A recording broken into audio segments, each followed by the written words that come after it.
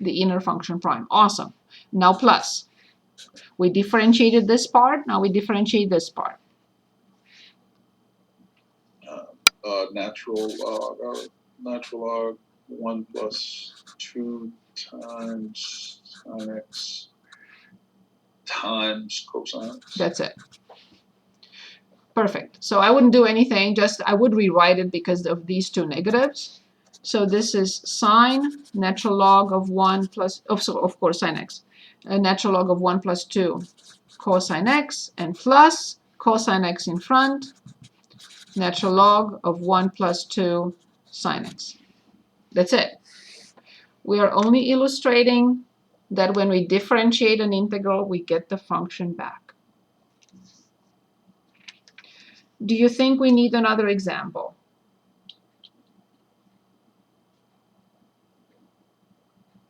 Or is this good enough?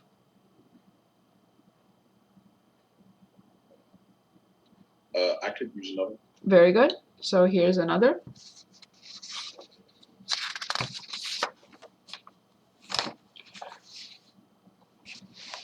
And I think I am on page 4 or 5, yes. Okay, here's another example. And we have g of x equals the integral from 2x to 3x, and this is 67, from u squared minus 1 over u squared plus 1, of course, du.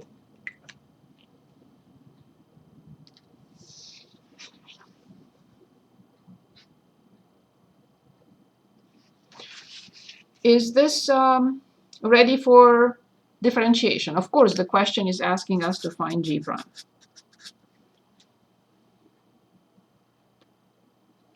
No, it is not. Good. So then we start with g of x. Separate it. Very good. Into two integrals. Awesome. Of course, the function has to be the same. I cannot change that. I don't know how to say this. So number over 2x and then 3x over a number. From 2x to the number, it has to be in between. From 2x to a number plus from the number to 3x. Good. One more step. Flip the 2x. Don't forget to put the minus in front. Correct. Very good. Awesome.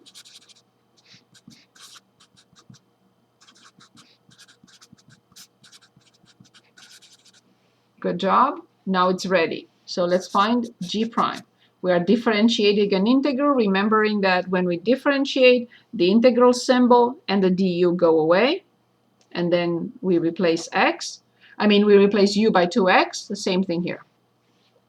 Don't forget the negative symbol.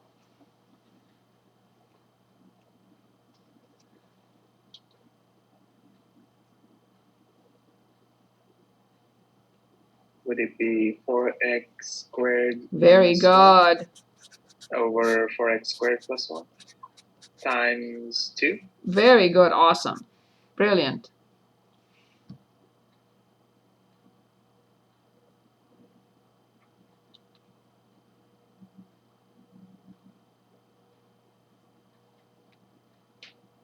Plus 9x squared over 1, or 9x squared minus 1 over 9x.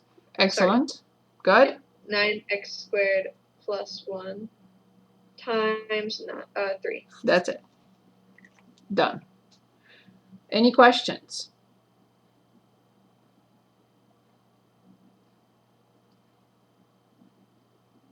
Any questions? Would we further simplify this? No. In order No, to I'm solve fine. I'm fine with that.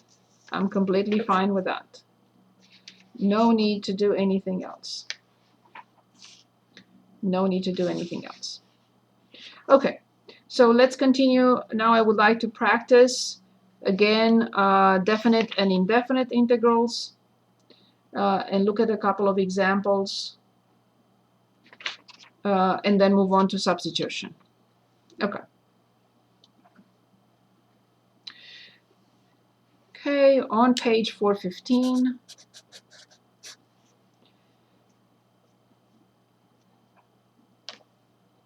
Let's choose, yes. This 15 sometimes creates problems. This type of problem, not this particular one. Okay. So is this a definite or an indefinite integral? Indefinite. Of course. Is the result a number or a function? Basically, the most general antiderivative.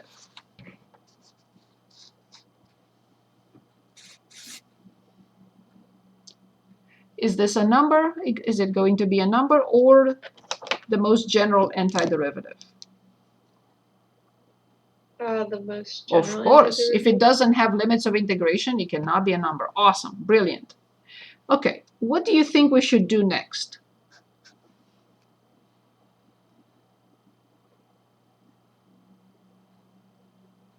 Simplify it. Excellent. Brilliant. How? Would that be 1 over x? Brilliant. Thank you. X, Plus the square of x x over x plus 1 dx. Please. As I mentioned many times, if you don't remember anything, please at least remember factor and simplify. Brilliant. Thank you, Kobe. That was awesome. Okay, so I know the first one. Here is 1/2 and 1. So the square of x over x is x to 1/2 minus 1, which is x to negative 1/2. Good, but I'd like to determine which function prime is 1 over x. ln x? Careful, something is missing and it's very important. The Yes. absolute value. Awesome. Yes, please never forget that. Good. So How then, do you verbally say that? that's okay. Natural log of absolute. Yes, natural log of absolute value of x. Very good. So now the power is negative 1/2, so I have x to negative 1/2 plus 1 over the exact same number, plus which function prime is 1?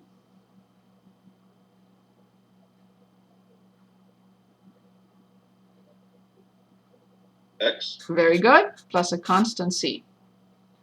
And that gives us the family of functions. The most general antiderivative, I'm going to rewrite it. So natural log of the absolute value of x, and this is 1/2 flipped. Negative 1/2 plus 1 is 1/2, which is the square of x plus a constant c. A family of functions, infinitely many functions, because c can be anything. Good. No. So the key, the absolute key here was to understand or realize that it's basically 3 functions. Or if you want, 3 fractions.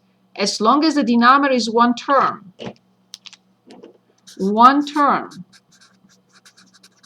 I will not be able to do anything if it's plus 5 or minus 3, right? That's not going to be possible. But it's one term, so it's 1 over x plus the square root of x over x plus x over x. And if you are ever tempted to simplify x with x, that would be a tragedy. Okay. So now here's our next example. The integral 37. The integral from pi over 6 to pi over 3 for secant squared y dy. Number 1, what type of integral is it?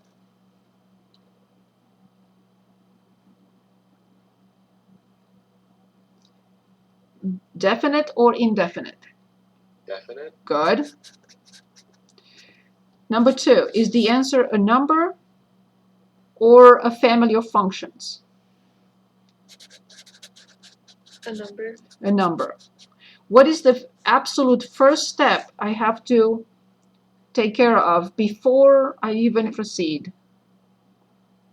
Oh, Find y. sorry. I swallowed W. So What is the absolute next step? Find dy. Nope, Is it find No. the antiderivative? nope, Make it differentiable. nope. Oh, check continuity. Exactly. Once I realize that it's a definite integral and the answer with a W here is a number, then I have to check continuity. So secant is 1 over cosine. Is cosine ever 0 between 30 degrees and 60 degrees? No. No. So it's continuous. I can proceed. Good. I see a constant. Here's my next step. I'm looking at the function. I don't touch anything. I look. Ah, a constant. I don't want it there. Simple as possible. And now I'm going to ask myself, what function prime is secant squared if I have one? Is there a function that I differentiate to get secant squared? Tangent. Very good. Done. From pi over 6 to pi over 3. I plug in pi over 3. And I subtract when I plug in pi over 6. And now I calculate. I always tell my students, you don't have to ever memorize tangent. Just memorize this. Very simple. Pi over 6, pi over 4, pi over 3. Sine and cosine. Very simple. 1/2, 1/2. The square root of 3 over 2, the square root of 3 over 2. Square root of 2 over 2, the square root of 2 over 2. So then tangent pi over 3 will be the square root of 3 over 2 over 1/2. So this is the square root of 3. Tangent pi over 6 will be this over this, which will be the square root of 3 over 3. All you have to do is look here. This over this will be the square root of 3. This over this will be the square root of 3 over 3. So the answer is 4, the square root of 3, minus the square root of 3 over 3. And yes, you can approximate it if you want to.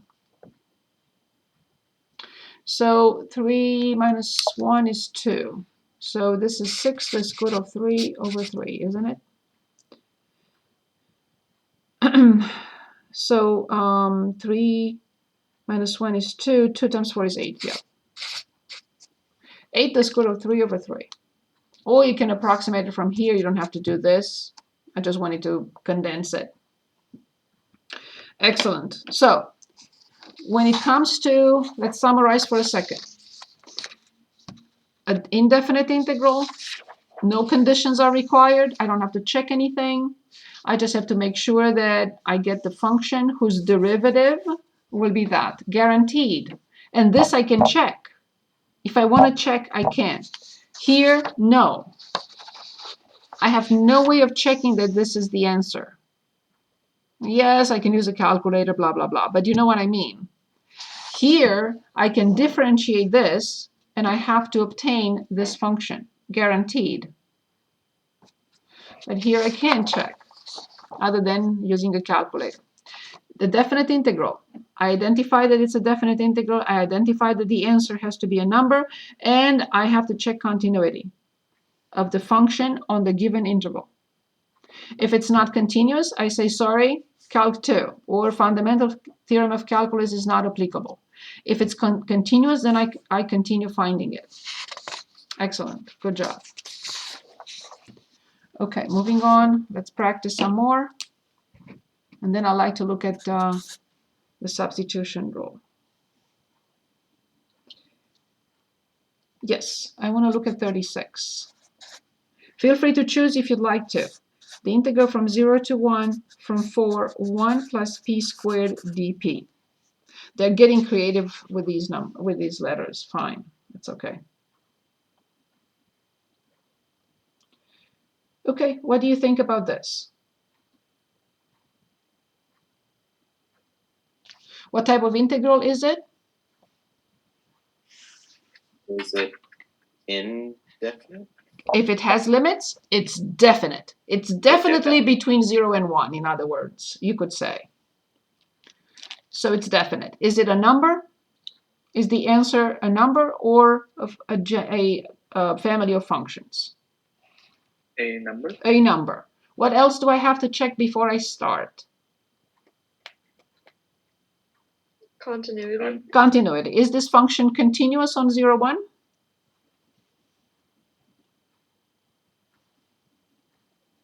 Yes. Yes, it's continuous everywhere. It's a function with no restrictions. 1 plus p squared can never be 0. Good. So I don't like that 4.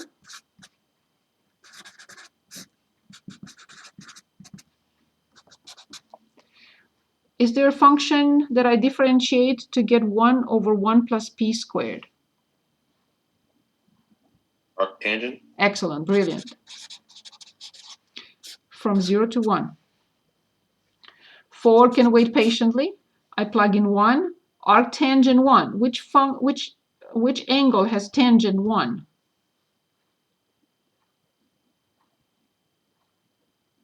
There is only one angle whose sine and cosine are the same. I'm sorry, how did we get arctangent? Because when we differentiate arctangent, we get 1 over 1 plus p squared. So arctangent prime is 1 over 1 plus x squared. Okay. For some reason, I don't remember that law or Um, rule. yeah, Okay. that's okay. Okay. So we plug in 1. Which angle has tangent 1? I over 4. Yes. Oh, that's not good. Minus. When I plug in 0, which angle has tangent 0?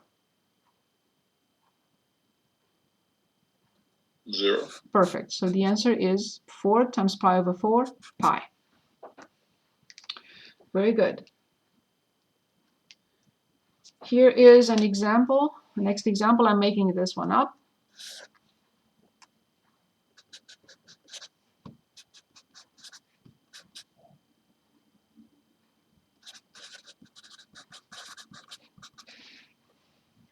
What type of integral is this?